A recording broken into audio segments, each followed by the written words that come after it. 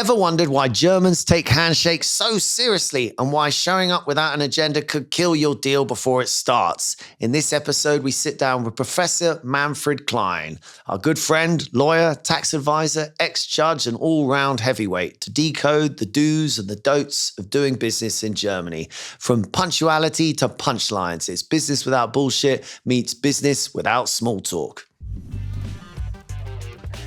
Welcome to a very special episode with a very special title, Business Without Baggage, a series where we dive into the often challenging world of global business and culture. We'll be talking to our friends from around the world about what it's really like to do business with the countries that they live in. And today's guest is none other than our very good friend, Manfred Klein. Manfred is senior partner at GTK, a heavyweight accounting and legal firm headquartered in Cologne with offices across Germany.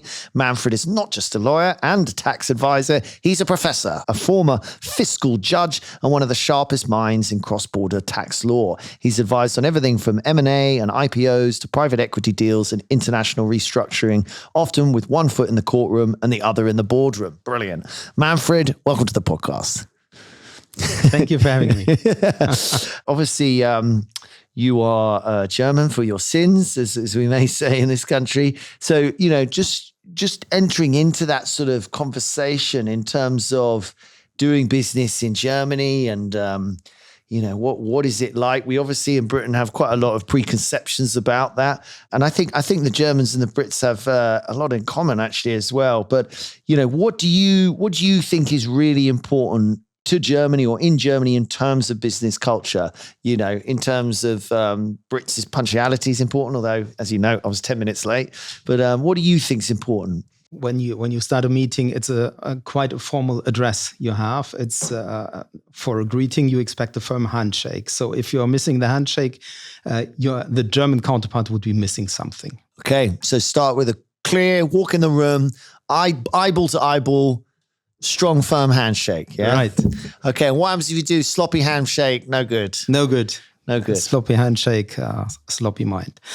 And then, we are quite agenda driven. So we expect something. We come to a meeting well prepared and want the outcome to be detailed and comprehensive. So we won't start with a brainstorming or anything like that.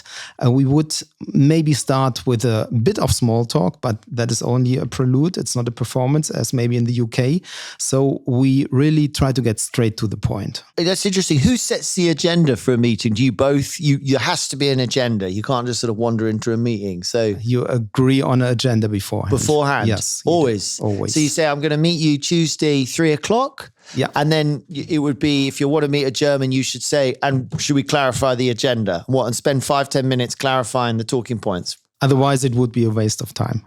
Yeah, arguably, we just love wasting time and we wonder why our productivity is so low. So firm handshake, a formal address, and that really means that you're saying to someone, you're calling them by their full name. Would I say Professor to you? You're a professor, aren't you? It'd be Professor Klein, fantastic to meet you, firm handshake. Is that important to use sort of, the prefixes, the Mr., the Professor, Indeed. The Doctor? Yeah, you would start with that. So and I would start with surnames too. With surnames. So there is Mr. Klein and Mr. Ori. Okay. Or Mrs. If there is a doctor, it's a doctor, Mr. Doctor. So it's Herr Doctor. Oh, yeah, and doctor. So don't miss the Mr. when there is a doctor. Oh, you do both? Okay. Yes, you do both. And you always use the higher title. So I'm often addressed as professor, yes, but since I'm not in an academic world, when we have a meeting, many would use doctor, but they would use it until I say you can have the short version.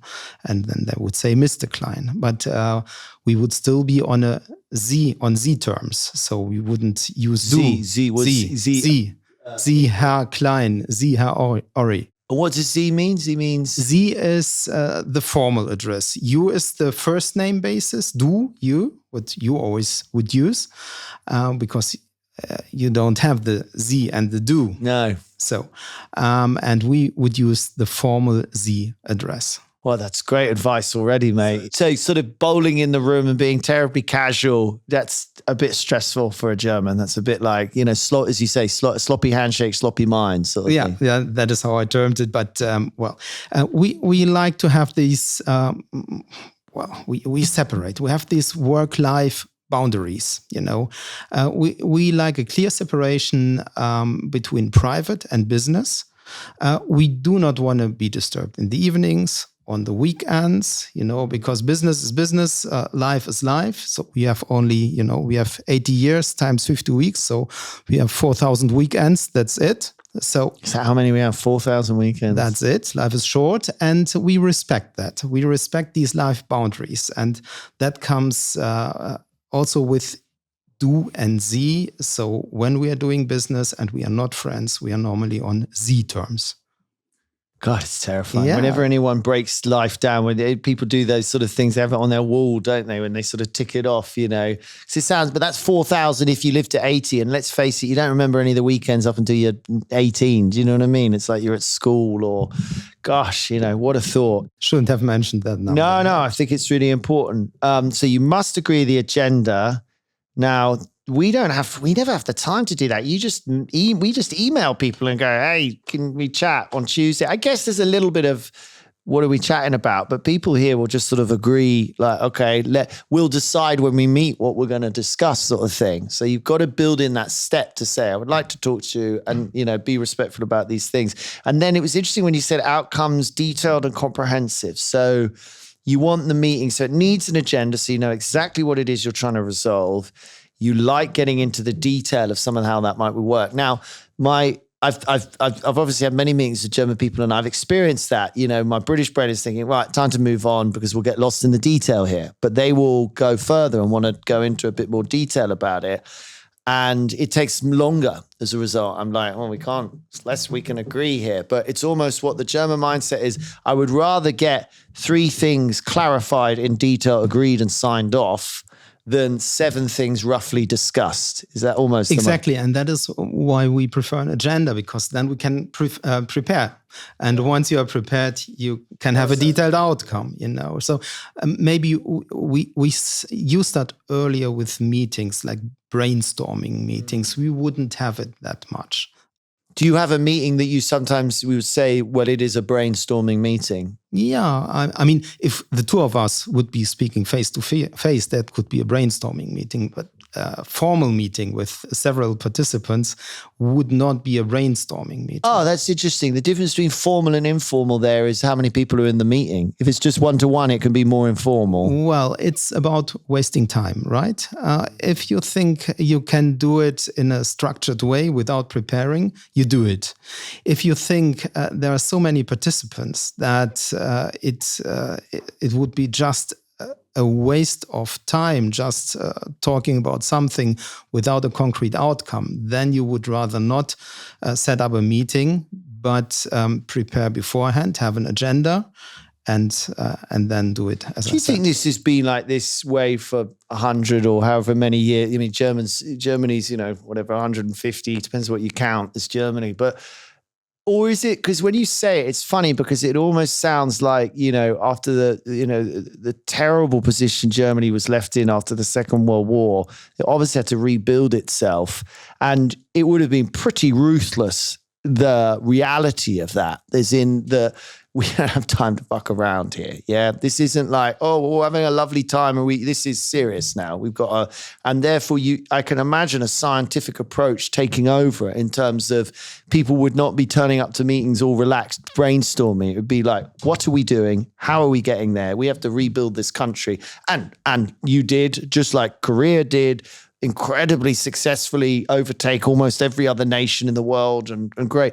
Do you have any sense whether this is something deeply inherent in what it is to be German that goes further back, or whether or not maybe this business culture was, formed or affected quite a lot by having to rebuild a country, after the Second World War? Do you have a view on that? Interesting perspective. I haven't thought about that, but it surely has fostered that attitude. I would say it has a logic. Yeah. It's interesting about work-life boundaries. I mean, the Brits are actually the same about that. Certainly the weekend. We're probably a little less ruthless about our weeks because we're so inefficient on our meetings. We're still chatting at 7 p.m. thinking, oh, we better go to dinner and get drunk now and work this out. Okay, that's great. So I think that's really clear. Is there anything else you would say about having a meeting with someone in terms of, because that's, I guess, what we've been talking about, sort of the formality of it. When do you get to relax then? You get to relax and laugh. When would I've had a meeting with a German, we did the agenda. I tried to follow their system as much as possible. I'm trying, let's imagine the scenario. The scenario is someone's coming to do business in Germany. I want to do business in Germany, which, by the way, a lot of people do. You have the largest market in Europe. It is my experience that many companies from across the world will look at Europe and they'll wish to do the UK and Germany as often their primary two targets, initially. Or, if they're English speaking, they will certainly go to the UK where they don't have to change all their language, and then Germany for the size of the market. So I've had some formal meetings where, if your private time is so precious, do you offer to go for a pint in the pub? Where does that come in? We get more relaxed during lunch, having common lunch. Yeah. Okay. And in the evenings, of course. So, but we clearly separate. So it's free time, it's work time. So yes, but in general, small talk is not that much of an art as in your country, as in the UK. Yeah. So it's small talk for you. Sometimes it's something like a performance, right? For us, it's a prelude to ease into the agenda, to have a smooth transition into the agenda. So we are more hesitant about that and about disclosing private things. We might have less topics as well. I would say we don't talk about the weather, not that much as you do. We would talk about sports. We would talk about culture, not politics that much. History is a no-go. And you know what? Those are big topics. I mean, I struggle with small talk. Small talk technically is talking about bugger all. I find it really difficult. But you're certainly right. There is a dance, a little bit of the beginning of a meeting where we use a lot of humor, and there's just this rubbishy, vague chat. Well, rubbishy is unfair, but it is just sort of it doesn't really mean anything. You're absolutely right. It's a sort of performance. It's just it's reading body language. It's giving everyone a chance, and I think some countries do it much longer. I mean, in some cultures, you've got to talk for hours and hours about nothing until they do any business. The Brits want to get on with business too. We're actually quite similar, but there's just a bit more. There's 10 minutes at the start of a bit more, I think, a bit more socialization and sort of, letting people sort of show a little bit of their character. I mean, I don't know about you as Germans, but we're bloody nervous socially. We actually are quite nervous in these meetings. So it's a sort of nervous thing almost. Okay, well, let's move on. And so the commercial culture and the habits, like, we take a example, how long does it take to get an invoice, to get paid? What do you feel about those aspects? Well, I think as Germans, we are quite reliable payers, have a reliable payment behavior. I would say it normally takes like 14 days, maybe less. The big companies sometimes take more. They take like 60 plus days, but that is not usual. So if you're dealing with German Mittelstand, it's normally like 2 weeks. Yeah. 2 weeks. And would that be the terms on the invoice? You could set payment. Would be the term on the invoice. 2 weeks. Yeah. Okay. And again, that sort of sense of order that, if you're not paying, it's a little bit of a black mark about, interesting. Yeah. Yeah. So you won't get the next job, the next business. And there is a pre-court trial for that, which is quite effective. What if you haven't paid your invoice in 60 days or 90 days or? Yeah, I would say it takes like 4 weeks, and then you either have your money or you're before court. Wow. So you just know, and how late do they have to be until you would do that? When it's due. I mean, when you say right, if 2 it's weeks, due, then it's due. And if they don't pay, then you would move to you've got 4 weeks now to pay, or we'll have a little quick pre-trial about whether or why you're paying. Wow, that's amazing. I mean, that's amazing. Is it expensive to do that? No, it's not. Because it's so difficult as a small company to get paid, But why can the big companies take 60 days?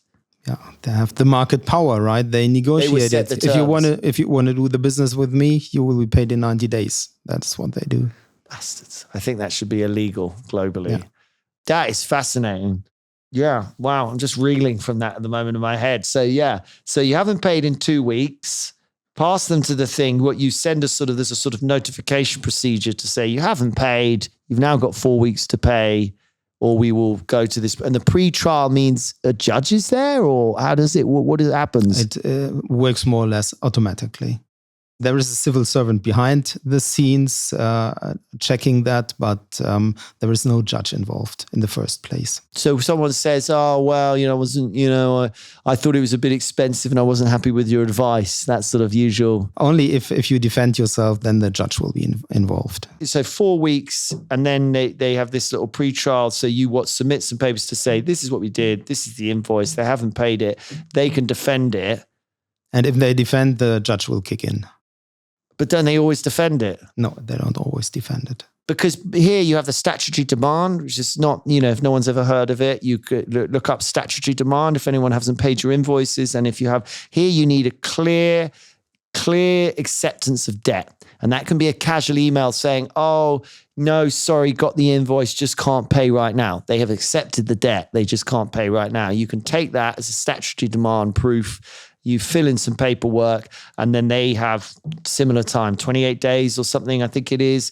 And they either have to pay the invoice or submit their defense. But if you've got something that says they accepted the invoice, then they might struggle with it.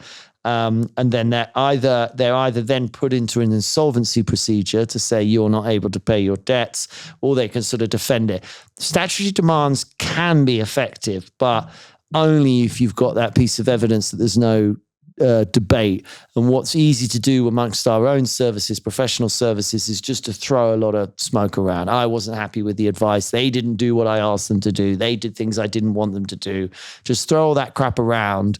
It makes the statutory demand more difficult because it was sort of pointless. You do this statutory demand, but that's amongst our industry. Some industries, you've had the goods, it's much harder to argue. We're in professional services.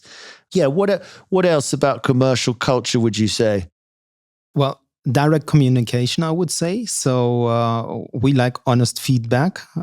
We are quite direct. It's sometimes misjudged as being impolite. But actually, it's we have little tolerance for ambiguities because we want to get straight to the point. We want to learn. We want to correct errors. And error correction only works if you really iterate and you must know on what basis to iterate. There is this sort of sustainability orientation in our business culture. So we want to build trust, but we want to build trust through process and competence. So not that much personality. Maybe that is also the reason why small talk is not that important. We sort of trust the system, not the person. Of course, the persons have to be trustworthy as well. But they show trustworthy through their actions. Exactly. Their competence, talk is cheap. Their actions, right? Talk is cheap, and of course, we have to make sure that there are not too many cheaters, liars in the system. But as long as the system works, we trust it, and that is how you. When you want to do business in Germany, you have to sort of master the system. You have to find out how we tick, how the clock ticks. And as long as you do that, you will be successful in business. We, for example, have these long planning cycles. We need long planning cycles in order to build confidence. It's the agenda thing we talked about. We do not like to settle for second best. So we want to avoid premature commitment. We, of course, also want to avoid mistakes. There is this German Angst, I think it's even an English term, this anxiety thing, so this sense of deceleration. In other cultures, you just run into it and you might get yourself a bleeding nose or whatever. We don't like that. Is it a phrase or something, is it? Or you said it? You don't have it? He got himself a bleeding nose? Oh, yeah. He got himself a bleeding nose. Yeah. Oh, I see that exact analogy. Okay. Yeah, we don't like it. We try to avoid that because something that is bleeding might eventually die. So we want to stop the bleeding. So you'd rather take more time. Only fools rush in. Take more time to get it right. But that's because you said you're competitive. You want to be first. You want to win. Yeah. Okay, so do you, what do they call it? the lead, being first out the gate, the leader advantage. That's not as important as doing it well. Doing it well. So I think our system is not made for speed. It might be a disadvantage these days or in the future, and we might have to adapt. But our system is not yet for speed. It's for quality. It's for perfectionism. It's so funny how it flows. Your system represents the culture just like ours does. And so there's a sort of, there are actually some huge similarities between the Brits and the Germans that we can talk about. But, a difference is, we're rebellious. We don't like rules. You guys like order. You like the rules. You want to do it properly. Take your time, execute it well. It's not all about speed, as you say. It's interesting you don't mind feedback too. Does that mean you're better, just like at work, you're better at separating work from private time? You're also better at separating feedback, business feedback, from personal feedback. It doesn't affect you so much. British people mix these things up. They get very sensitive about, you criticize something about work and they take it incredibly personally. You're saying, I'm a bad person, which links also interestingly when you said, I think you nailed it, about British people do business on each other's personality. The trust is between the person. It's all about that relationship. Have we got this sort of bond where we can have a beer together? We trust each other. We're not going to let each other down. We're going to shake hands. It's not actions are important underneath it, but we allow a lot of mess ups and failure if I believe that the person is trying to do the right thing. So that all sort of flocks together because we're looking at the personality, you're looking at the actions.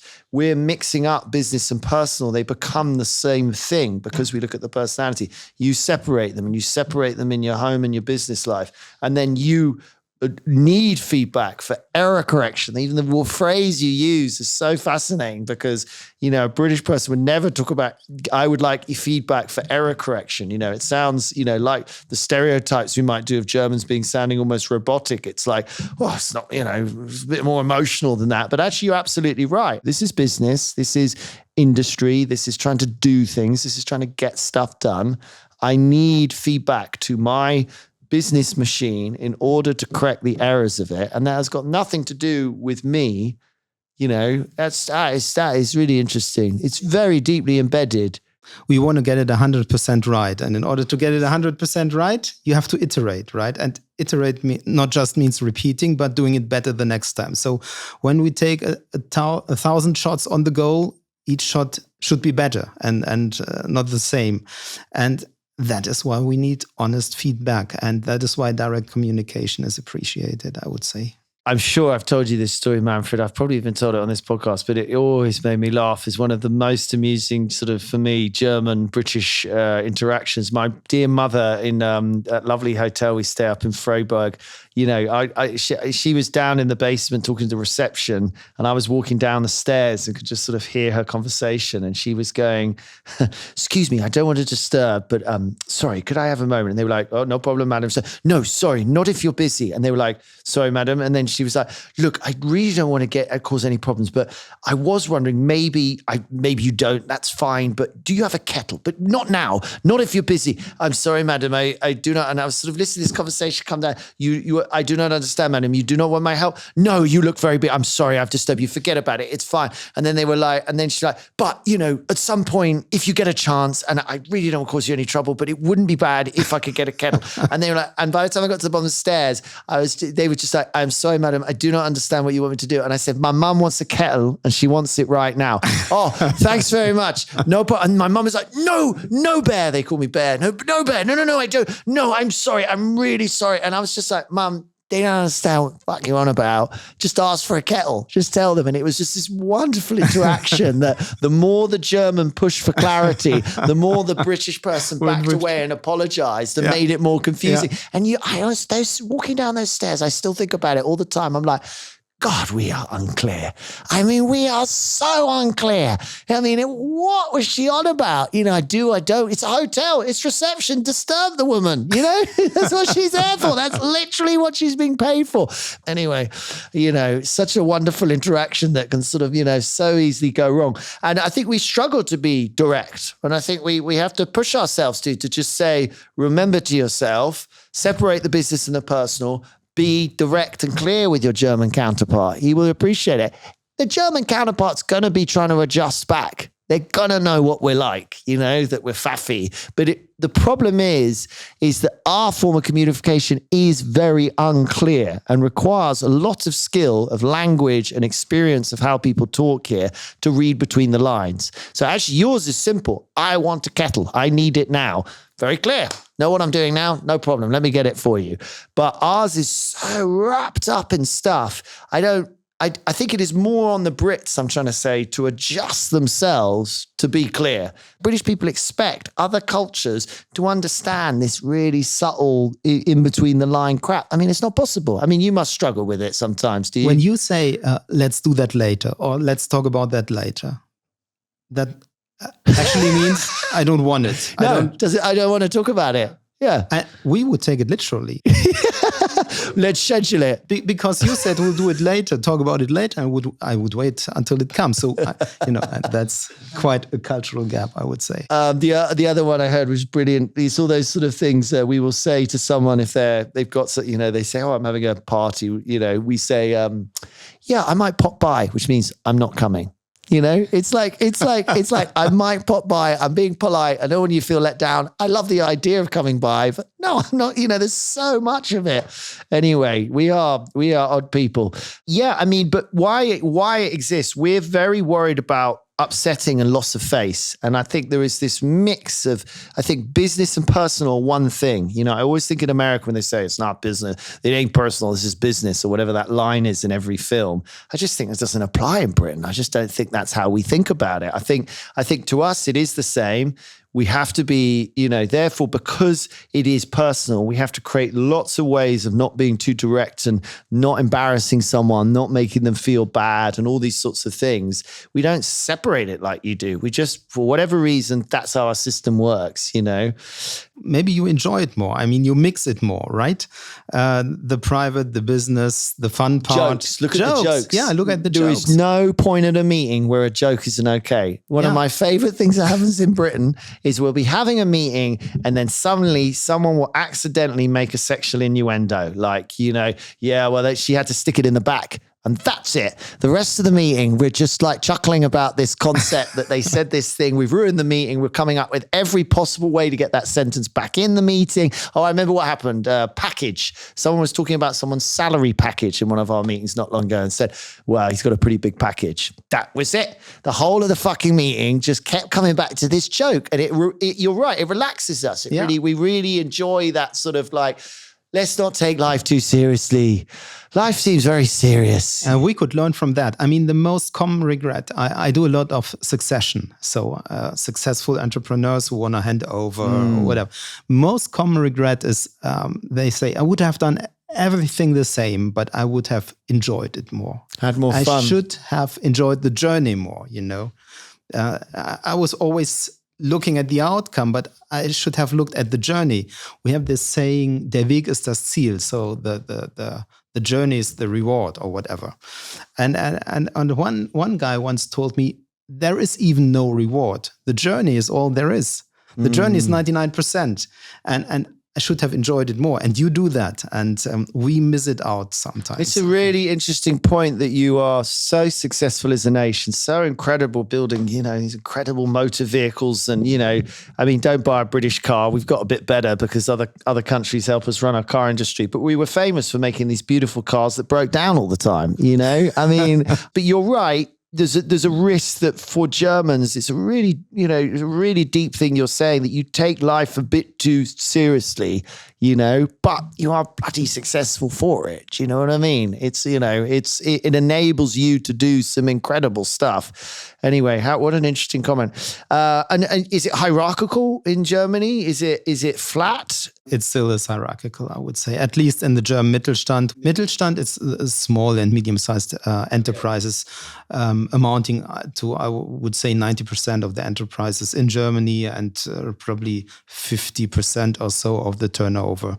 And the Mittelstand, the German word, is a sort of, being in the middle, that is what it should say. Actually, it's there are hidden champions, there are world champions among the Mittelstand enterprises, and they are quite traditional. And like in the decision making would be top down, would be risk averse again.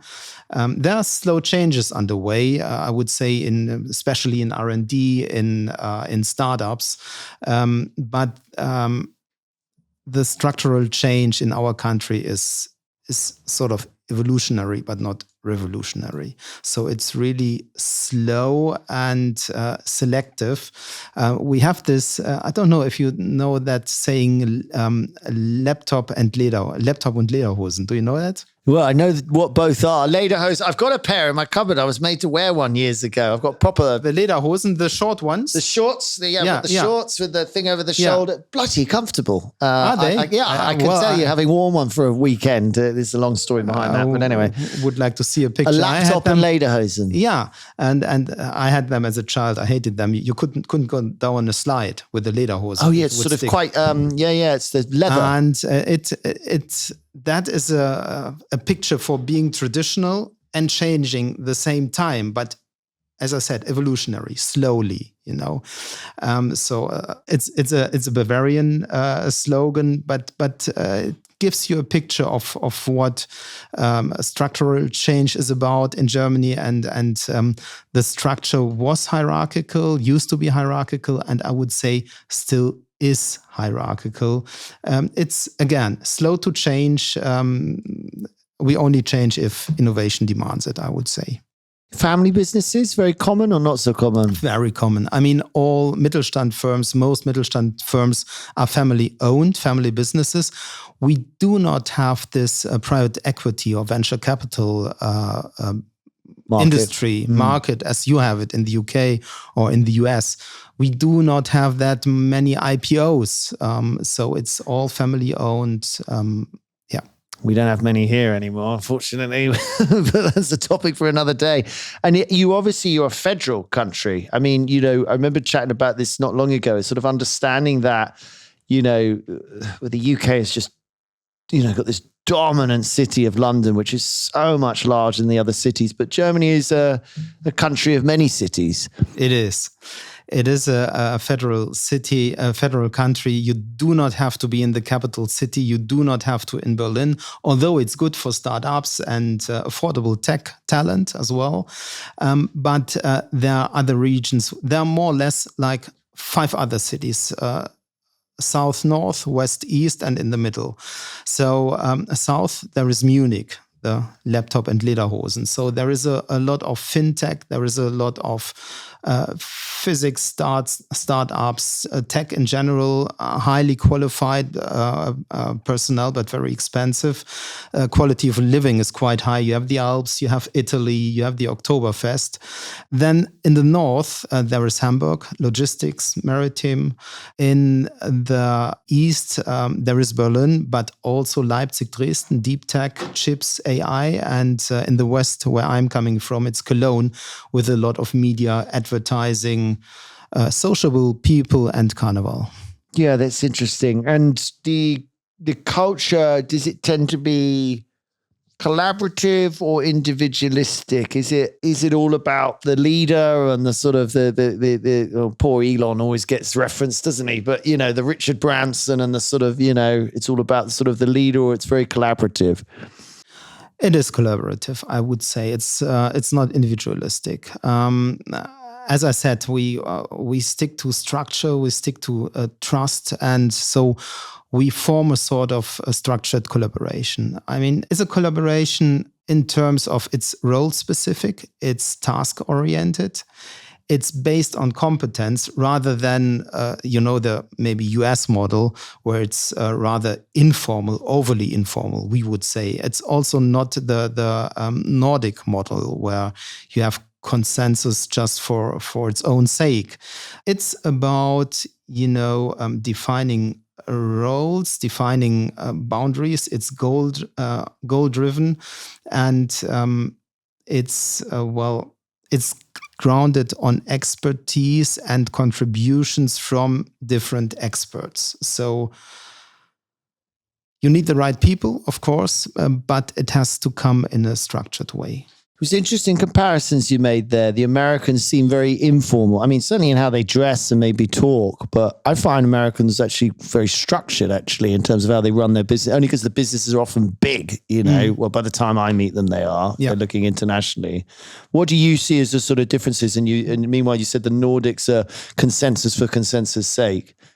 Yeah. I mean, it's not, it's a bit exaggerated. Yeah, right? Yeah, of course. Of course. But the point I want to make is we do collaborate, but not for the sake of collaborating. You feel that about your Nordic cousins, do you? That there's sort of, once you get into Sweden or whatever, that everyone's got to agree about minutiae, is it? Is that what we're sort of saying? It's a feel. I mean, I'm not too much into I know, but it's always interesting. These are all generalizations. I mean, I'm sure no one will hold us up that we're saying this is, I'm sure in Germany we could find a company that's run crazy, with crazy people or whatever, and no agendas, outrageous.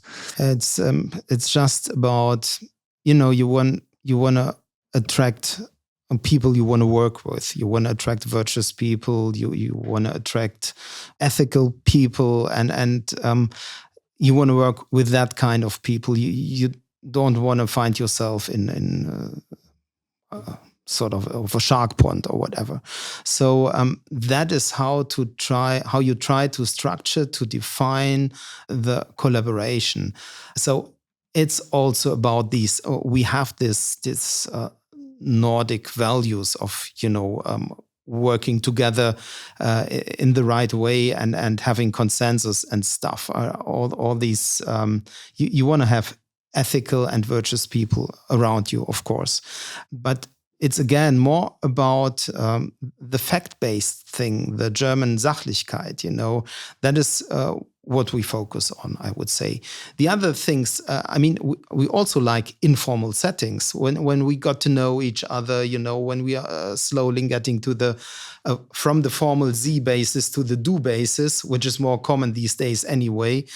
We enjoy that as well. But the starting point is a different one. The starting point of collaboration is a share of duties rather than being informal with each other, having consensus or agreeing. That is not the starting point. Starting place, therefore, is that you have to understand what's trying to be achieved, how you achieved it, what is the plan, who is going to do what. Once all the pieces in place, like a football match or whatever, then the game begins, and there can be more informality because we know what we're doing. I mean, clearly it works given your incredible record at the World Cup, much to the Britain's upset. Although I hear Germany don't really care with what Britain are doing in the World Cup, but we're always desperately concerned what Germany are doing. You've mentioned something a couple of times which is interesting: is sustainability or ethics. This obviously forms part of the way you separate out personal and business. I guess because you've separated out, if I may say, the humanity, the sort of human element, and looked at it in a more machine-like way in terms of what needs to be done. It feels like it's important for you to always put back on the agenda ethics or sustainability, or doing it for the right reasons, not just to make money. Is that fair? Or well, you want to create a win-win situation. And for that, of course, you need the right people. I mean, if I go on a hunt with you, I want to trust you, that you show up on time, that you do your job, that I'm safe, and that you do not, in the end, take off all the food off the table first. So, no, it's also about personality. It's just the emphasis, or the starting point is the sustained, structured, efficient way of doing it in business. and private life and the virtues you should also have as a human being kick in a bit later, maybe than in your society, in your surroundings. Yeah, interesting. In other words, the right way to do it should be the right way to do it for all aims. You're doing it right for the people and the planet and everything. And the expectations from your employees, do they have high expectations in terms of how much an employer needs to look after them? What sort of benefits they need? Maternity. How does that all look? Growing expectations, I would say. We have this social security system. I would term it a cradle to grave coverage, but it's not a coverage in terms of a safe havens, but it's a social contract. So it's quite expensive. We pay for it. The employees pay for it, and they expect something out of that. They expect health insurance, they expect pension insurance, and they expect that it works. So the payroll costs are 40+% on top of their salaries. So 20% employers share to be paid into the social security system, and 20% employees share to be paid into the social security system. Both the employer and the employee pay 20% into the system for pensions and healthcare, and have free healthcare and unemployment and long-term care. Plus tax.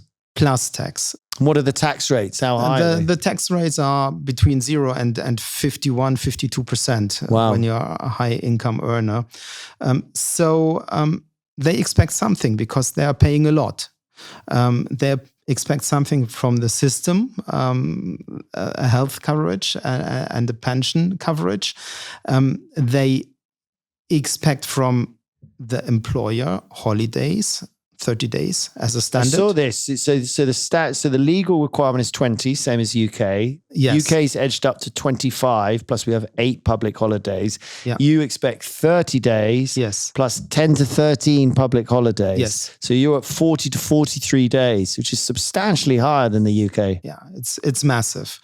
The working hours went down from 40 to 35. Now it's slightly going up again. So it depends, between 35 and 40 hours. And being that's something my dad has always taught me, and how we know each other, but is that, in Germany, they turn up on time, they work hard, they stop for lunch, they work hard, but they're gone at 5 or 6. You stop. You don't sit there doing overtime till 8, 9 o'clock, The baby boomers did. These days, the youngsters don't do it anymore. I think they have a healthier way of living and work-life balance. It's a big word, right? But we are struggling. We are struggling a bit with the health system, the pension system. It seems that the contributions are not high enough to have a sustainable system. This is common in so many countries. In so many countries. Health, it's what's the budget on someone's health? The truth is, if healthcare is free at the point of care, people want infinite healthcare. They want so much of it. Yeah. And the employees expect something more from the employer, some extra insurance, say, for health, for pension. So to top this, the lack of legal insurance, to top it up a bit. So it's even more a burden, expectation burden, at least on the employers these days. And I noticed you wrote here, which I don't quite understand, maternity leave 6 weeks before and 8 weeks after. Yeah. That's it? 6 weeks before, 8 weeks after giving birth. And then there is an extra parental leave, which is 3 years per child. But what? Yes. I get 3 years off. You get 3 years off, but unpaid. The first year is paid. You get subsidies depending on what you are earning. The first year you get 1,800 a month, but that's it.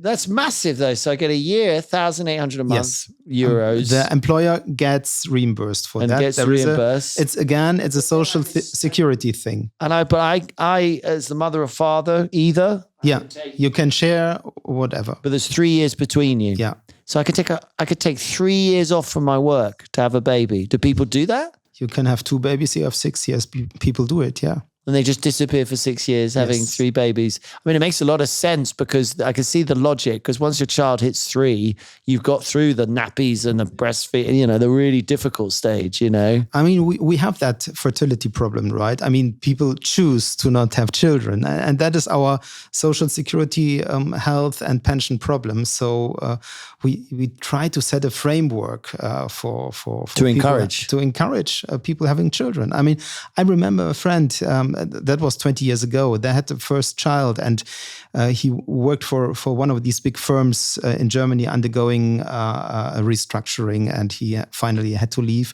And they decided against a second child because of that uncertainty.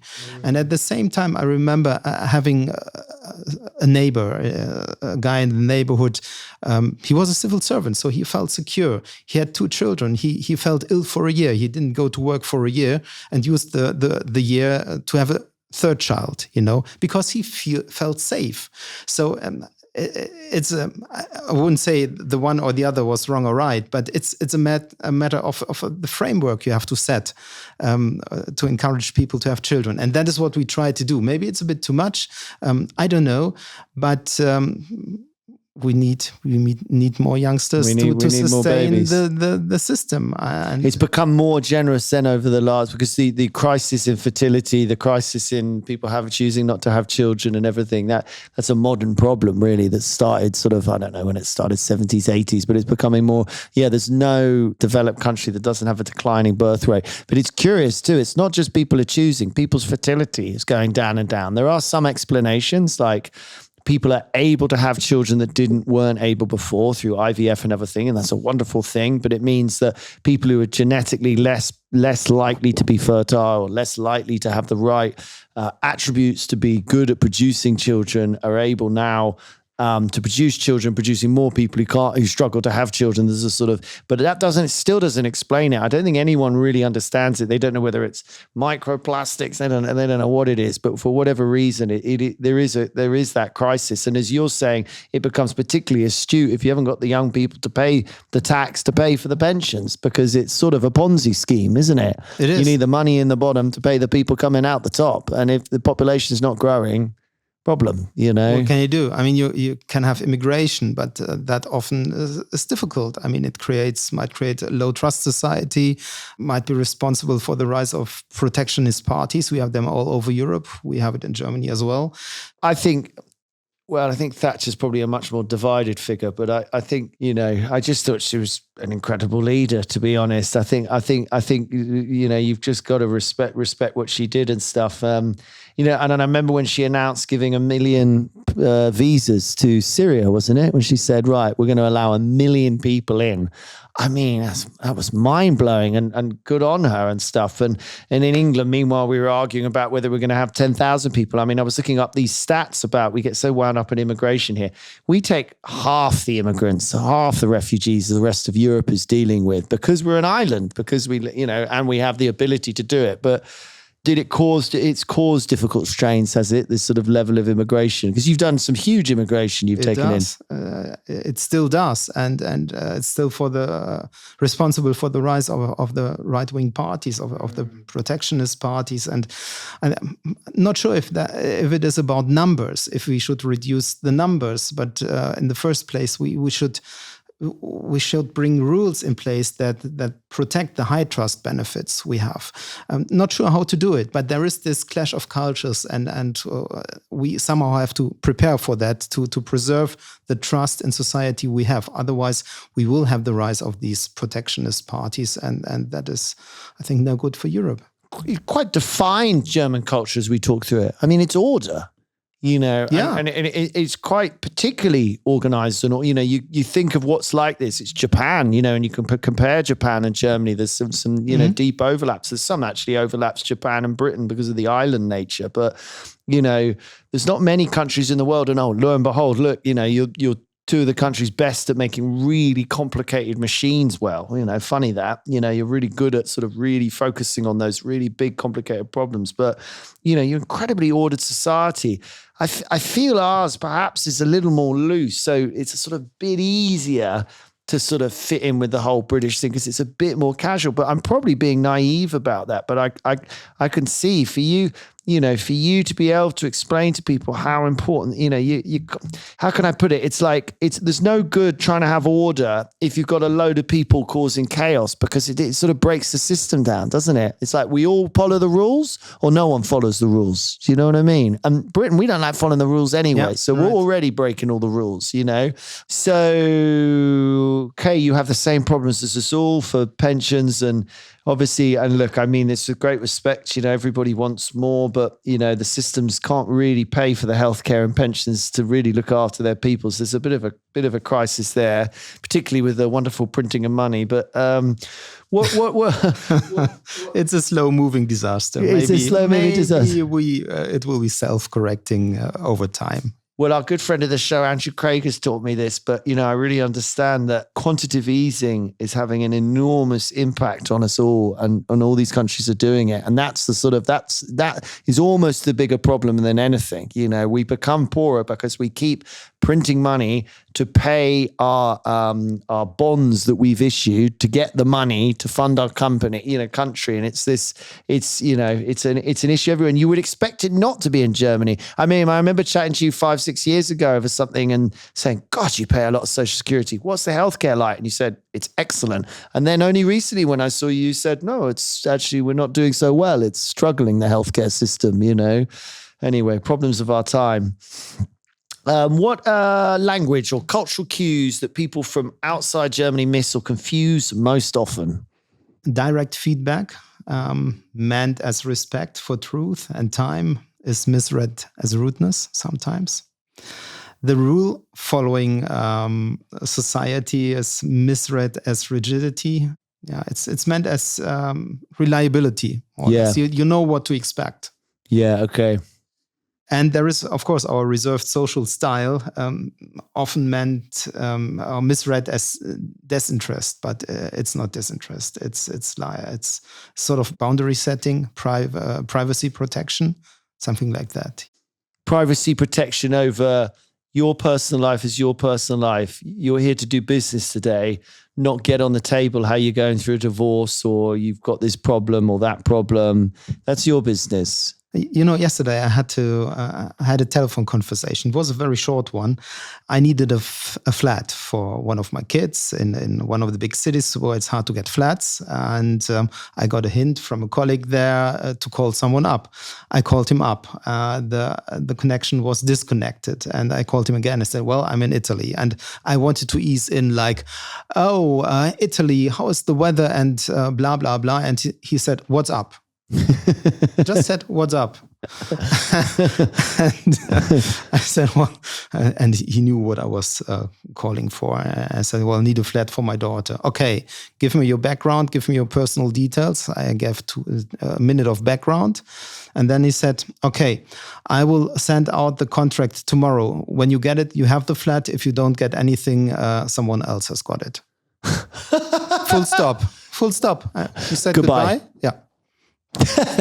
But this morning I got the contract. So it wasn't about he disliked me. It was just about efficiency and privacy. And I don't know him, so he didn't want to talk with me about the weather in Italy. I have to respect that. Well, as someone who apparently suffers from ADHD, I like the directness, and I have a problem in the UK that people find me too direct, that I just want to skip to the problem, and I actually find small talk. So actually, there's an interesting thing in here, because for all those entrepreneurs out there, who 95% of them seem to have ADHD as far as I can work out, you probably work quite well with Germany, and you can do business with them, and you can ring them up, and you don't have to have all that small talk bollocks. You can just ring them up and say, "I want this, I want it then."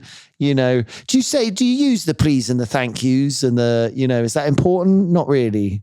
We do, and we are taught to say bitte und Dankeschön, of course. But it's not, I don't know, not in our genes is wrong. But when I do an email, I first do the subject matter, and then I think, okay, I should do a first introductory sentence, because it's not really what we are focused at.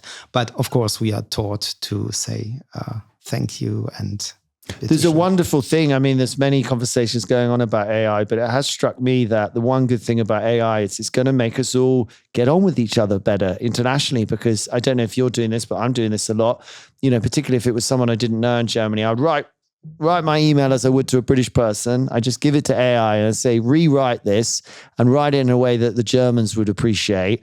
And you can even say to it, put it in German, and it will go and show me what it would read. What's the translation in English?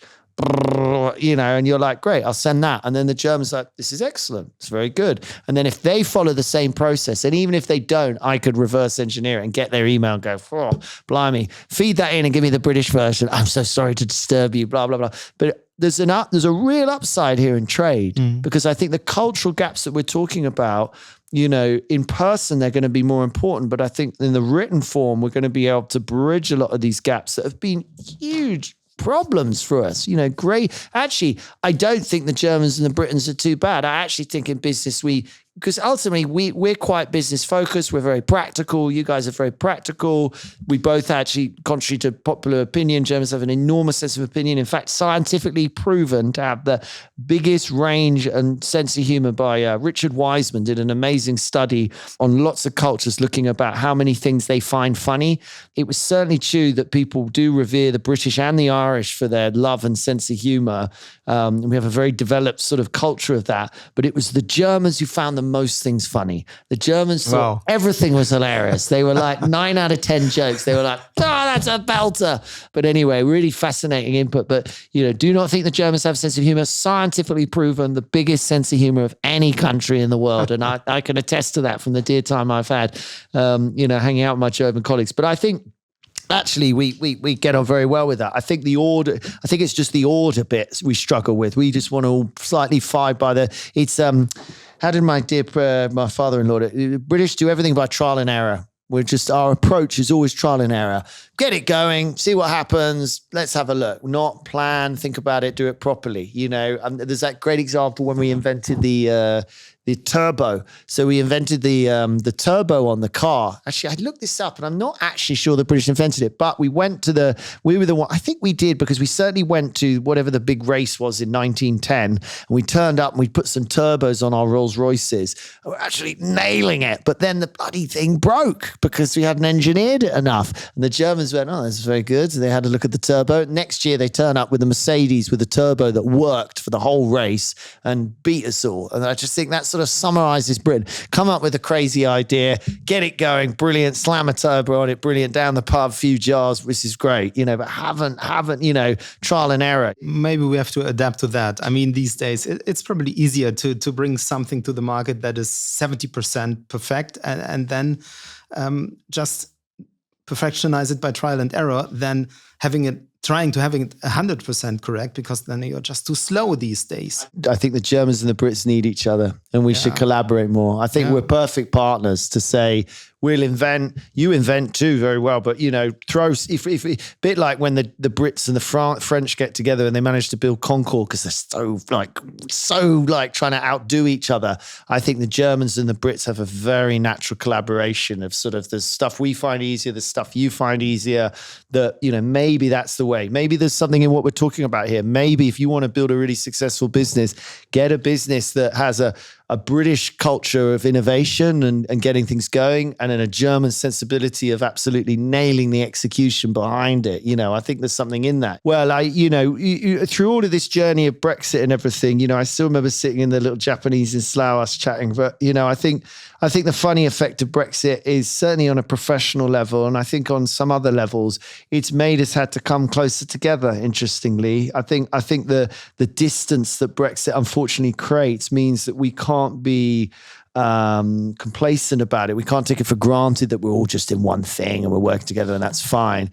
We actually have to really make an effort to understand each other again and to find ways to collaborate together, because there's this friction, but because there's also this value in us collaborating, And Starmer and Merz, they had their meeting and they did it. There's this friendship agreement again. Right? Oh, great. Yeah, so. Because of all the countries that are annoyed with us, I think France is pretty annoyed with us, but Germans are really upset about Brexit, I understand. They were, yeah. Really? I mean, I remember you saying, can we still be friends? And I said, yes, okay. But since July, we have it again. And German students will start coming over again. And there are some other You think things. that will help them, that political thing of, oh, we're friends again? You think Definitely, that? I mean, we build it up from the youth, right? From the youngsters. Yeah, I guess it's a bit like when they make an apology for something that happened 50 years ago. And I sometimes think, it's a bit late. It's just an apology. I mean, if I apologized to my girlfriend or wife 10 years after I cocked up, she'd just be like, kidding me? So come on then, ease of doing business in Germany. We would probably think it's quite difficult to do business in Germany, but you tell us, what's the best thing about, doing business with the Germans? They're doing what they say. Mm-hmm. They have an obsessive attention for detail, which might help in doing business. They are fact-based, the German Sachlichkeit. Oh, is that what that word is? That means based on facts? Fact-based, yeah. Right. You could also translate it objectivity, I don't know. Yeah. A long-term orientation, sustainability, as I said. We take pride in quality, not else. So we are not that proud as a people for historic reasons, but we take pride in quality. What an interesting comment. Yeah, there's too much pride in this country. We're terribly arrogant. We try to pretend to be humble. We're terribly arrogant. But of course, your history's led you to a place that you don't feel proud about yourself, but therefore you can find pride in quality and doing things right and being reliable and being a good partner. That's fascinating. Yeah, it's not the person, it's the thing. Mm. And I think this pride in quality also leads to another aspect for many of my fellow countrymen, my colleagues. I think, of course, we are all sort of money driven, but money is more a byproduct. So if the outcome is okay for us, the money isn't that important. I think that is also a good thing. You're not that financially driven then? I would not say so. I mean, it depends, of course. But in general, I would say we want to do a good job. We want to do good work. And of course, money has to be there because money solves your money problems. But we are not money driven in that sense. And almost that by its nature is not ego driven.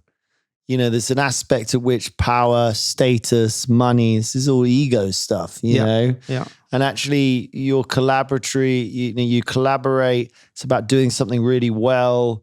You have this aspect, which again then makes sense that you think about sustainability. I believe Germany is, the most environmentally conscious and sustainable country, if not in the world, certainly one of them.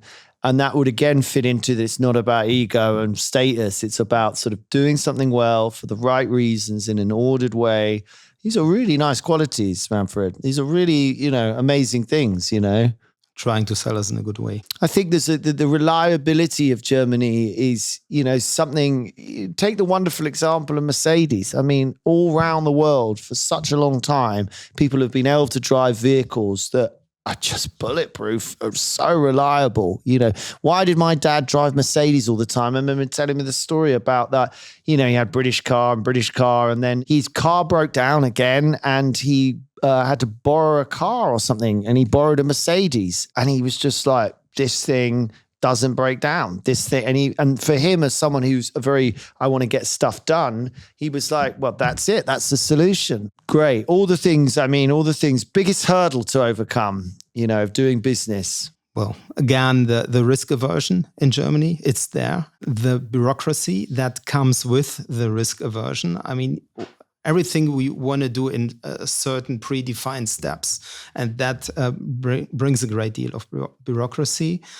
And I would say a sort of a delayed trust formation, because we do not trust in the people, we trust in the system, as I said. So as long as you do not fit in the system, we do not trust you. Maybe that are the biggest hurdles. Wow. Well, that's an interesting comment, given what we were commenting on sort of people coming from other cultures and stuff and trying to integrate them into the system. And how is it to trade, to sell in Germany? Well, your bureaucracy, you first have to register. You know that better than me, for a VAT number, for an EORI. Yes. And then you should observe the market. The Germans are a sort of choosy about their desires, I would say.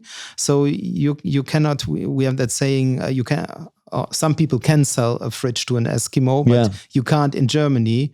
And lederhosen made in China wouldn't work either. I remember one time I brought this coffee machine from the Netherlands. I was so fascinated by that coffee machine. It didn't exist at that time in Germany. 4 weeks later, the German market was flooded with that kind of coffee machines. I had to carry it in the train, and it was quite an effort. And I learned if you want to test a product for Germany, test it in the Dutch market. So it's faster moving, it's smaller, and it's quite similar. It's quite similar in terms of the taste, of desire, So when tried with Germany from outside, maybe first test it in Holland. I don't know. Yeah, I forget how closely the Dutch and the Germans are in a way. There's a lot of, actually, when you say that, there is a lot of that in the Dutch, isn't there? Sort of order and stuff as well. Getting bank accounts, is that easy? Difficult? It's a lengthy process, but doable. And, setting up companies, these sorts of things. You need a notary. It's a bit formally burdensome, but it's a well-defined, well-structured way to do it. It takes time. The bank account takes you a month. The company takes you maybe a month. And there's the GmbH, the bigger company with what, 30,000 euros capital? Yes, 25,000 euros, the GmbH. And then we have the UG. Mini GmbH. Mini GmbH comparable to a limited. So it's less capital. But it's the same set of steps to set it up. What would you advise to a company? Would you generally say get a proper GmbH? I would generally say get a GmbH because with the UG, it's again the trust issue. With the UG, you are saying to the market that you either do not have the 25,000 euros or do not want to spend the 25,000 euros on the business, which is easily being interpreted as you don't trust your own business. Is it almost designed for small sole traders, like I'm a work at home, whatever? Yeah, when you do need capital at all. I mean, when you are just rendering services or running a travel agency, whatever, where you do not need capital, there you can use a UG, but it is trusted less.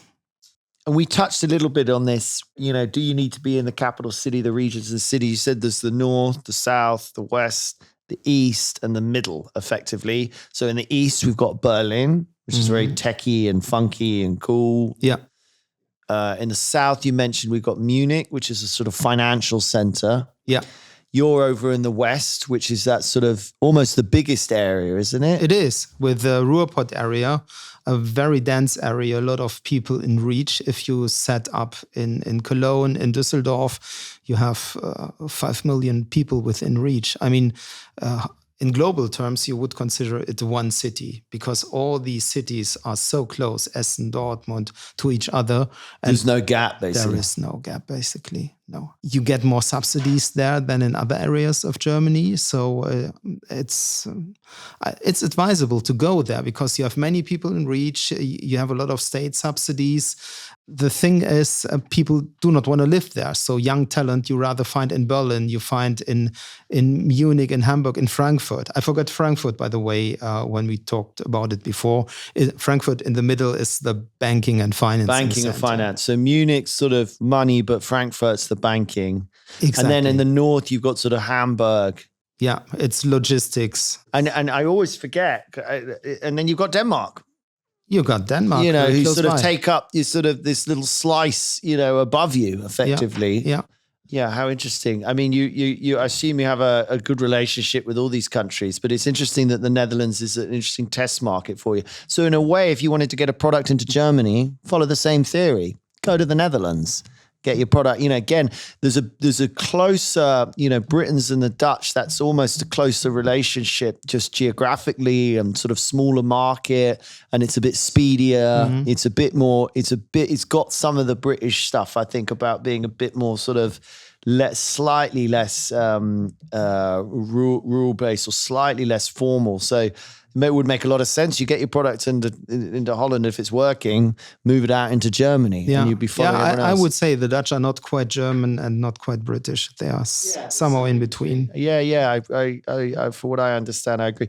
And the government grants, taxes, other incentives that people should know about? There are government grants, but that is quite diversified region by region. So you get more in the east, you get more in the Ruhrpott area. You can cover 30 to 70% of startup costs in the first year's wage costs, if you are lucky, if you're in the right region.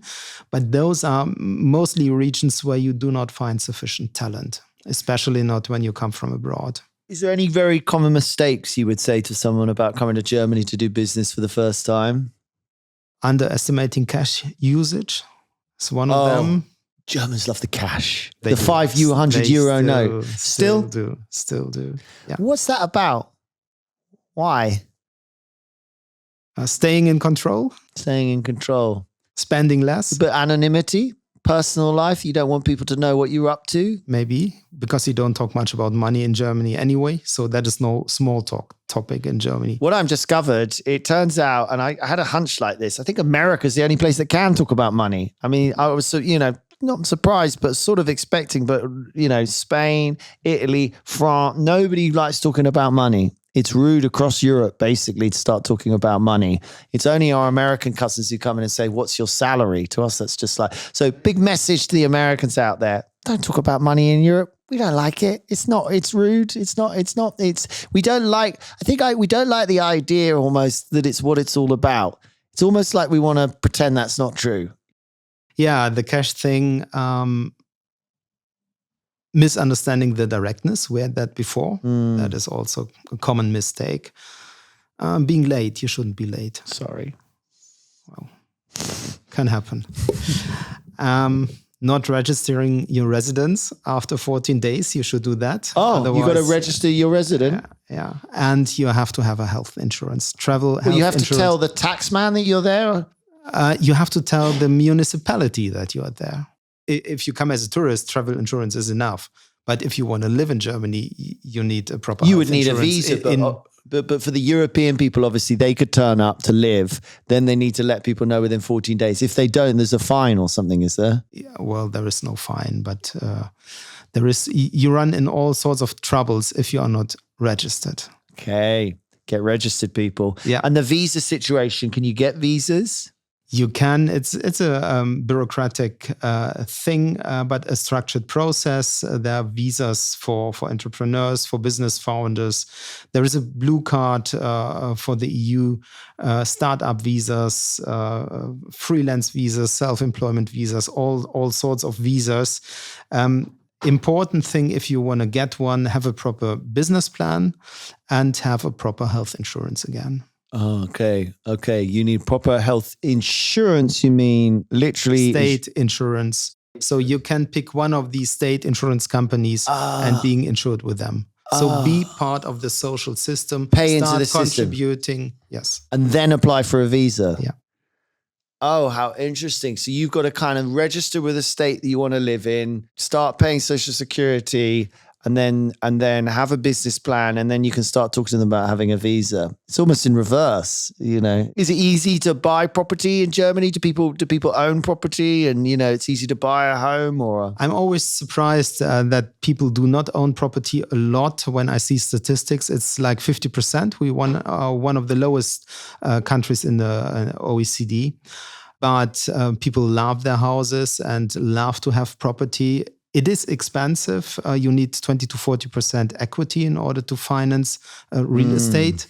And if you do it for business, it may restrict your operational scaling because you might grow out of it. So I would always recommend for business, rent premises out.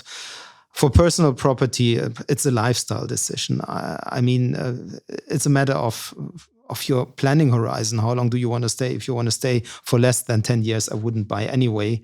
If your business is property, of course, you might want to have property. If you want to start some wealth creation, of course, property might be one part of that. But in general, I would say as a foreigner starting up in Germany, I would first rent out. And the rents are comparatively affordable in Germany, I would say. Well, and I can vouch for Cologne as being, this being a beautiful part of the world. I mean, a really, really beautiful part of the world. Yeah, I mean, there's many nice things to say. I think people really underestimate what a nice place Germany is, to be honest. And I would recommend anyone, to go on holiday there or check it out. Brilliant. I mean, Manfred, you've been absolutely fantastic. I think we might be. Was there anything else you had to add? We were going to just have a little game, and I don't know if you bought any object you feel that represents Germany. Oh, I did. Yes. Almost forgot. Let's it's have a local thing. It's a Cologne thing that I brought for you. Ooh. I you've done well there. told You've you about Carnival, right? Yes. So this is a red nose you are supposed to put on. Thank you. And this is for Carnival. That is for Carnival. And that is a sort of how do you call it? A fool's hat. Fool's hat. Okay. I deserve one of those, I'm sure. That is why I brought it. I was supposed to say the opposite now, right? Yeah. And a medal you get.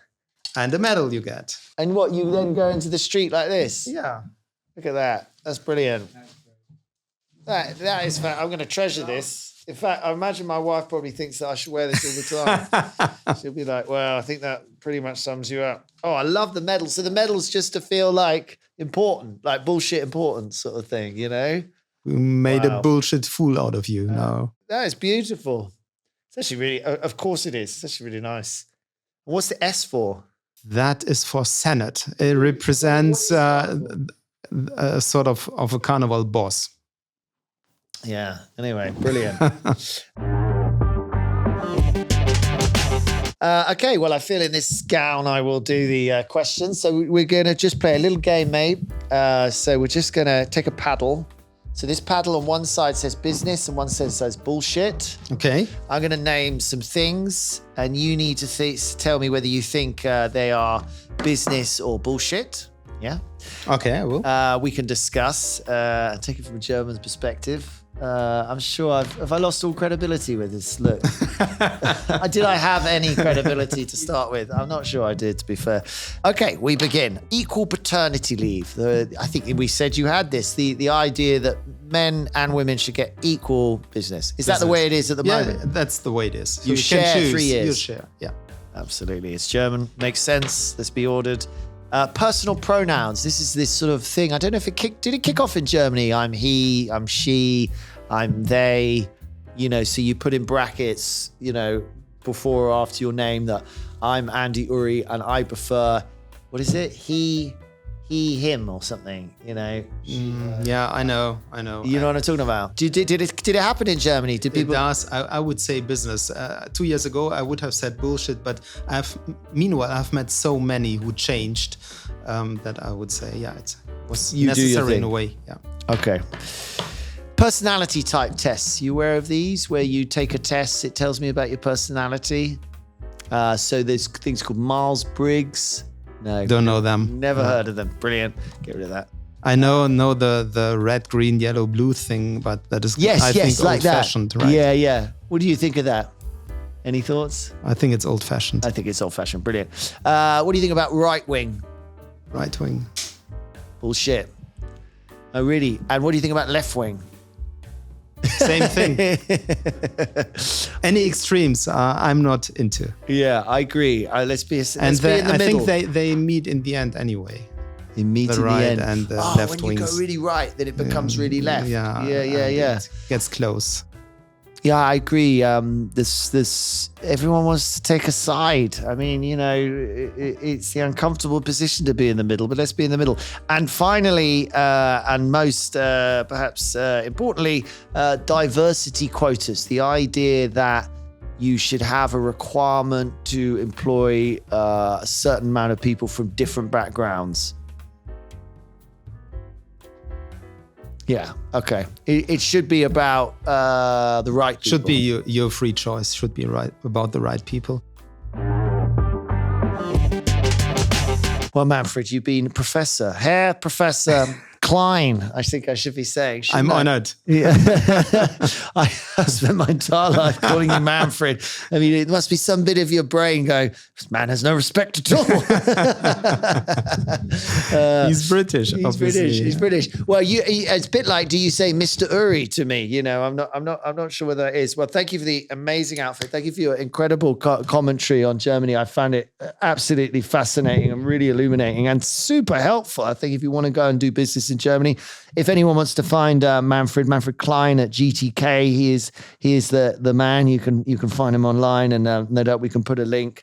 Thank you so much. That has been this episode of Business Without Baggage. Thank you for making the journey, my dear friend. That's it. Thank you for having me. Ciao.